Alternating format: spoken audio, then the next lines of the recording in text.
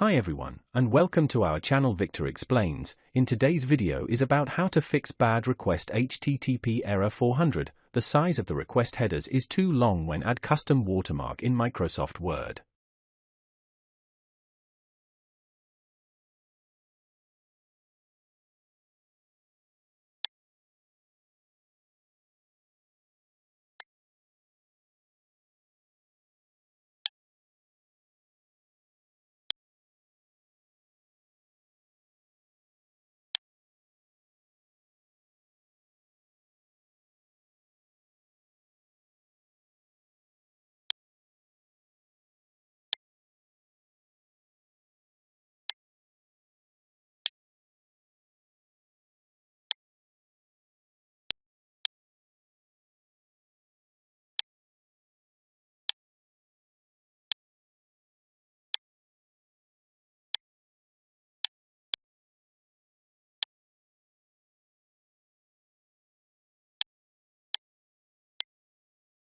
If you found this video helpful, please like and subscribe to our channel, leave comment and share it with others so they can benefit too.